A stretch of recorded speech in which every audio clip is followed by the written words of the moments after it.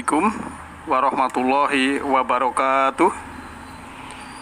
Alhamdulillah nahmaduhu wa nasta'inuhu wa nastaghfiruh wa na'udzu billahi min syururi anfusina wa min sayyiati amalina.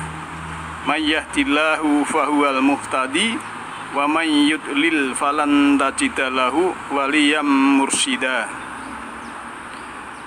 Barang siapa diberi petunjuk oleh Allah, maka dialah yang mendapat petunjuk, dan barang siapa yang dia sesatkan, maka engkau tidak akan mendapati seorang pemimpin yang menyadarkan. Ikhwanidin, kajian Majelis Taklim Nurul Huda yang insya Allah dirahmati oleh Allah Subhanahu wa Ta'ala. Mari kita bersyukur, menghargai pemberian Allah yang sangat luar biasa ini. Kita bisa bangun, bisa menghirup udara segar, nikmat. Ada keberlimpahan yang sangat banyak, dan kita bisa menikmati hidangan jasmani maupun hidangan rohani pada pagi hari ini. Kita masih meneruskan tentang Al-Fatihah. Kemarin kita sampai ayat kedua, dan ayat ketiganya itu pengulangan dari Bismillah, ada kata-kata Ar-Rahmanir-Rahim. Jadi Ar-Rahmanir-Rahim itu Maha Pengasih lagi Maha Penyayang. Jadi di situ sudah saya sampaikan yang berhubungan dengan kasih sayang, bahwa Allah itu pengasih penyayang dan maha lagi.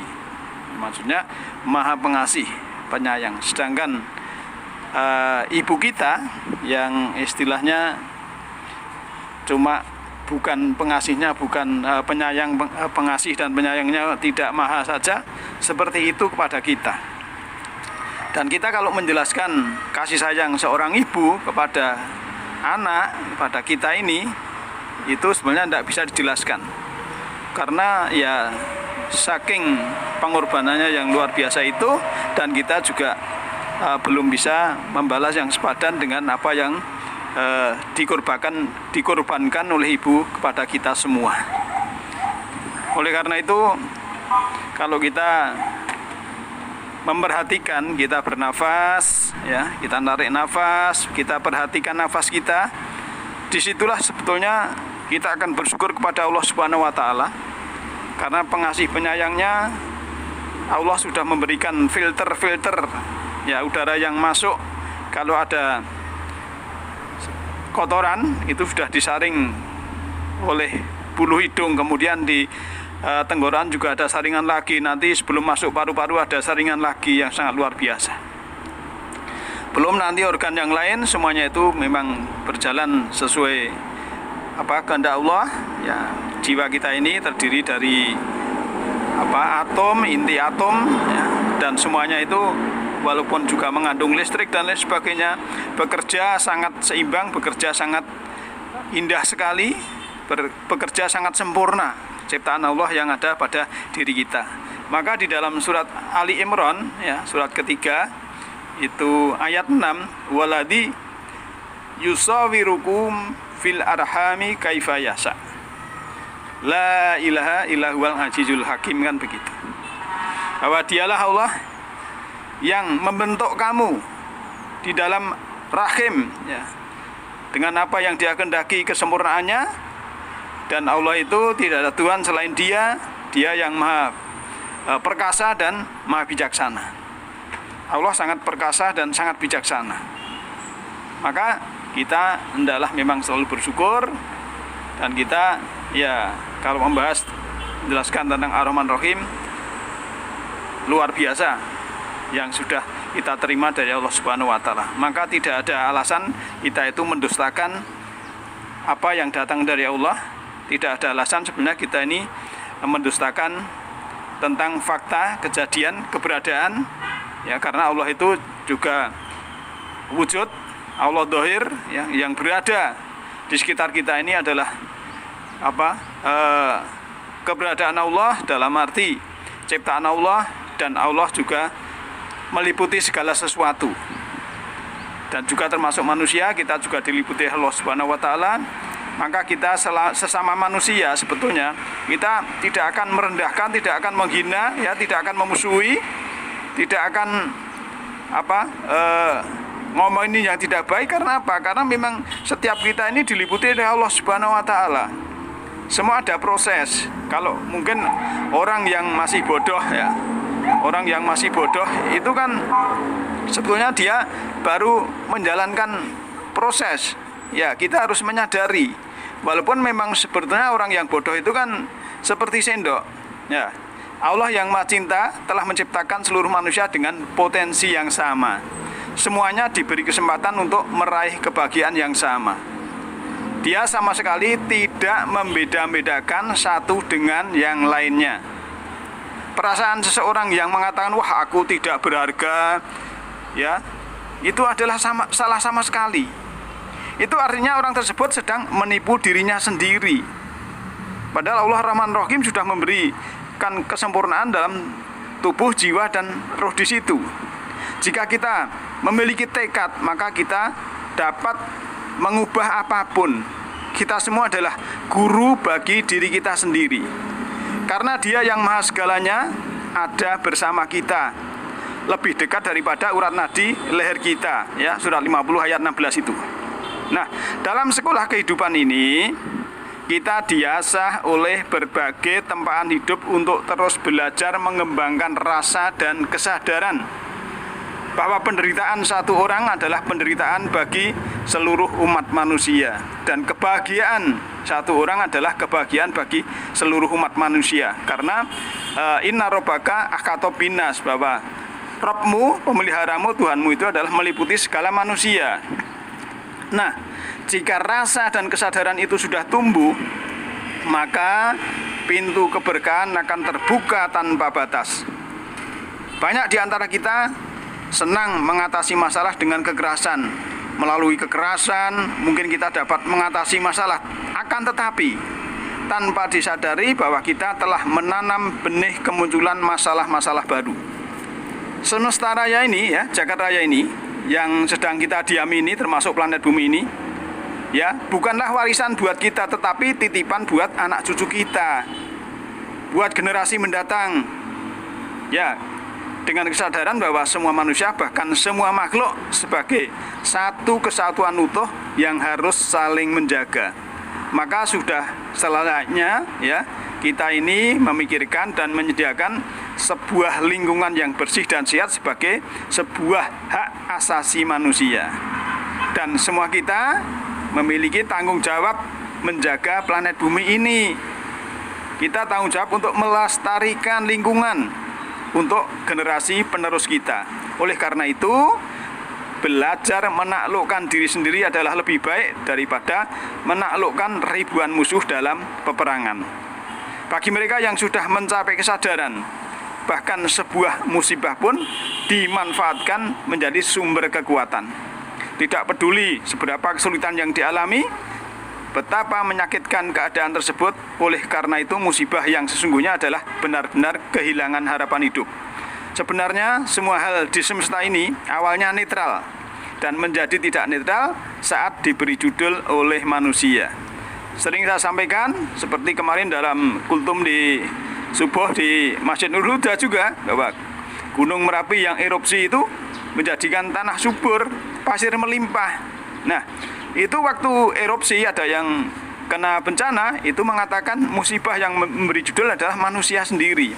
Tapi begitu 5 tahun kemudian, ya panen pasir, tanahnya menjadi subur, dia mengatakan ini suatu keberkahan. Nah, sadarilah bahwa makhluk apapun yang berdiam di planet bumi ini adalah termasuk kita, itu manusia ataukah hewan, masing-masing punya peran sendiri-sendiri.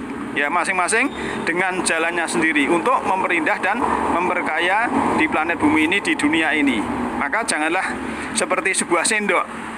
Sebuah sendok tidak pernah merasakan nikmatnya makanan, sekalipun terus-menerus digunakan untuk mengambil makanan enak. Seperti itulah orang-orang bodoh yang dalam kegelapan. Orang yang bodoh tidak pernah mengerti kebijaksanaan seseorang, walaupun dia bergaul dengan orang-orang yang pandai, orang-orang yang cerdas. Tapi kalau itu proses, ya biar saja dia dalam kegelapan, dia dalam kebodohan, nanti dia akan menjadikan dirinya itu menjadi manusia yang lebih baik lagi. Karena memang orang baik itu punya masa lalu, tetapi orang yang belum baik itu juga punya masa depan yang baik. Nah, yang berbahagia. Oleh karena itu kita harus mengembangkan sifat kasih sayang Ar-Rahman Ar-Rahim dari Allah ini untuk diri kita masing-masing. Kita meniti ke dalam diri, menjadikan diri kita ini punya kasih sayang sesama makhluk, sehingga keberadaan kita, maksud saya, itu bermanfaat untuk makhluk yang lain termasuk sesama manusia. Nah, itulah Ar-Rahman Ar-Rahim yang berarti Maha Pengasih, Maha Penyayang. Nah, sekarang masuk yang ayat selanjutnya, ya, yang ayat keempat, Maliki Yaumiddin. Ya, kita cuplikkan nanti kalau tidak selesai besok disambung lagi.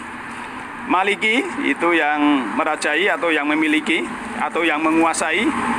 Yaum hari, din adalah agama. Di situ biasa diartikan dengan din, diartikan pembalasan. Ya, boleh-boleh saja karena memang kata dalam Al-Quran, kata dalam bahasa Al-Quran itu mempunyai banyak arti. Tapi secara letterlek bahwa din itu adalah agama. Nah, kita harus memahami bahwa din itu suatu aturan hidup. Ya, din itu istilahnya harus kita artikan sistem hidup, aturan. Maka kalau kita melihat yang dihubungkan biasanya dengan dinul Islam, ya, itu sebenarnya suatu sistem yang mengatur berbagai aspek kehidupan manusia yang namanya Islam atau pencerahan, atau bisa Islam berarti dalam arti kedamaian. Islam bisa berarti kepasrahan, ya, kenyamanan, keselamatan. Ya, jadi aturan hidup yang bisa menyelamatkan, sistem hidup yang bisa mendamaikan, yang bisa menenteramkan, itulah sebenarnya istilah dinul Islam. Jadi kita tidak boleh mempersempit makna din al-Islam menjadi hanya satu agama Islam, berarti mengubah esensi dan fungsi dari din ciptaan Allah. Akibatnya apa? Ya, manusia akan berpikir yang sempit, ya. Padahal Allah maksudnya itu banyak. Misalnya, ya, saya gambarkan. Kalau kita membaca dalam surat ketiga ayat 19, A'udzubillahi minasyaitonirrajim. Inna dina indallahil Islam wa mahtalafal ladzina utul kitaba ila mim ba'di ma ja'ahumul ilm ba'yam bainahum wa man yakfur bi ayatillahi fa innallaha syari'ul hisab. Sesungguhnya din atau agama atau aturan hidup atau sistem hidup dan kehidupan, ya, di sisi Allah hanyalah Islam, hanyalah keselamatan, hanyalah kedamaian, hanyalah kepasrahan. Ya, kalau di situ ya terjemahnya memang sungguhnya agama Islam yang diridhoi itu dalam kurung. Sebenarnya kita orang yang sudah Islam itu bukan ditunjukkan dengan hanya syahadat dan KTP saja. Belum tentu dia itu sebenarnya secara din, secara kafahnya dia itu menjadi orang yang Muslim. Maka sesungguhnya din, ya, aturan hidup, agama, sistem hidup dan kehidupan itu di sisi Allah hanyalah keselamatan, ya, Islam, kepasrahan, kedamaian. Maka tiada berselisih orang-orang yang telah diberi Alkitab kecuali sesudah datang pengetahuan kepada mereka karena kedengkian yang ada di antara mereka. Barang siapa yang kafir kepada ayat Allah, maka sungguhnya Allah sangat cepat hisabnya. Itu yang berbahagia. Maka kalau kita sudah mendapatkan kepasrahan, ya, kita sudah pasrah, dalam arti kita sudah pasrah dengan aturan hidup, dengan sistem hidup, dengan aturan hidup ini, kita bisa disebut Muslim. Ya, jadi din Islam itu sebenarnya secara esensi, secara hakikat itu bukan lembaga agama, tapi suatu tingkat spiritual seseorang terhadap ketaatan kepada Allah Subhanahu wa taala. Kemudian dalam surat 3 ayat 85, ya, surat Ali Imran ayatnya 85, wa man yabtaghi ghairal islam dina falan yuqbala minhu wa huwa fil akhirati minal khasirin. Barang siapa yang mencari agama selain agama Islam, ya, maka sekali-kali tidak akan diterima agama itu daripadanya, dan dia kemudian hari akhirnya termasuk orang yang rugi. Nah, ini terjemah ini juga perlu kita cermati ya. Di sini tidak ada istilah agamanya, tapi diberi agama. Harusnya ya terjemahan yang seperti ayat ini, barang siapa mencari ya selain Islam, barang siapa yang mencari selain keselamatan, barang siapa yang mencari selain kedamaian, barang siapa yang mencari selain kepasrahan, maka sekali-kali tidaklah akan diterima ya kepasrahan itu atau Islam itu daripadanya. Dan dia di kemudian hari ya termasuk orang-orang yang rugi ya. Akhirat bisa berarti hari nanti ya, bisa berarti akhirat yang akan datang. Jadi hari akhirnya kalau orang itu tidak pasrah sekarang, dia tidak dalam keselamatan, tidak dalam kedamaian, tidak dalam kepasrahan, maka nanti di hari belakangnya akan menjadi orang-orang yang rugi.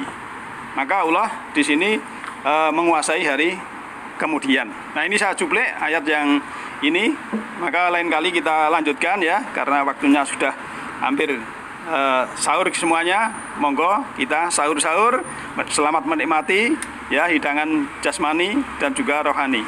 Demikian malam ini, nasuminallahi wa qarib. Alhamdulillahirabbil alamin. Assalamualaikum warahmatullahi wabarakatuh.